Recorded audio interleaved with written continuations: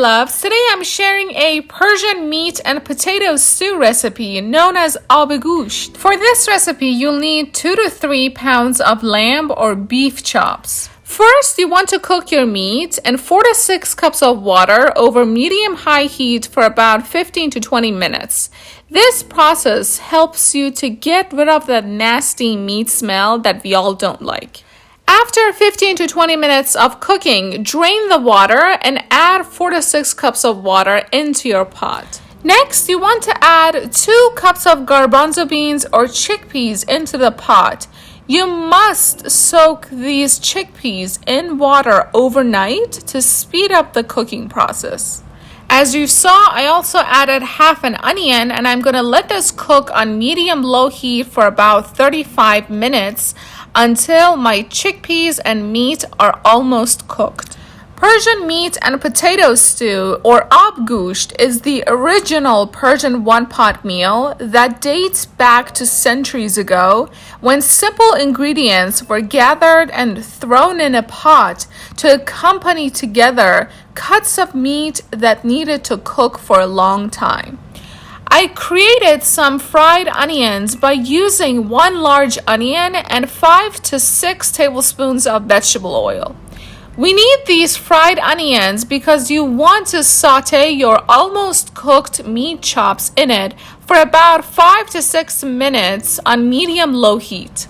And now it's time for some seasoning. You want to add half a teaspoon to 1 teaspoon of ground black pepper, half a teaspoon to 1 teaspoon of turmeric powder, and half a teaspoon of red chili peppers.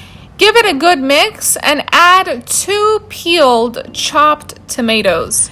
Nowadays, with easy access to a wide range of ingredients, this one modest dish has become quite elevated. More vegetables have found their way into this one-pot meal alongside traditional Persian spices. Consequently, each family has developed their own version of Abgoosht. Next, you want to add 4 to 8 cloves of garlic, 1/4 of a cup sour grapes, 5 to 7 peeled and chopped potatoes, 2 to 3 cups of meat broth, and 2 cups of garbanzo beans. Now, the garbanzo beans and meat broth is from the initial pot that we used to cook our meat and garbanzo beans in. Meanwhile, please go ahead and subscribe to our channel and smash the like button for the YouTube algorithm. Now, you want to let this delicious pot to cook for an additional 30 minutes on medium-low heat until all the ingredients are fully cooked. The core ingredients for this Persian ancient dish continue to remain simple and humble. Lamb or beef short ribs or shank are cooked with garbanzo beans, potatoes, onions, tomatoes, and garlic.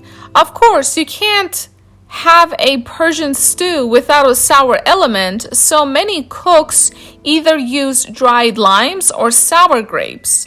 Now, if these ingredients are unavailable to you, you can skip this step. This meal can be consumed in a variety of different ways, the simplest being straight out of the pot, just like other stews. It is often served alongside fresh herbs and bread. Many Persians separate the broth from the rest of the ingredients. Bread such as matzah bread is then added to the broth, and the broth-soaked bread combination called tilit is eaten on its own as a first course. The remaining ingredients, meaning the meat, vegetables, and beans, are then mashed using a tool called a Abgoosht cube, which translates to meat masher. Once mashed, the transformed dish is called kubide. You can also choose to serve your meat, vegetables, and beans in a plate and serve it without bread. Iran's most beloved and ubiquitous peasant dish, Abgoosht, which basically means meat water, is made with inexpensive bony cuts of meat, which take a backseat to the broth and the sheer ceremony involved in serving it all. This dish turns into an occasion for a gathering as the broth and meat paste are served with piles of warm flat bread, pickles, and fresh herbs, palate cleansers that offset the richness of the dish. Thanks for watching and take care!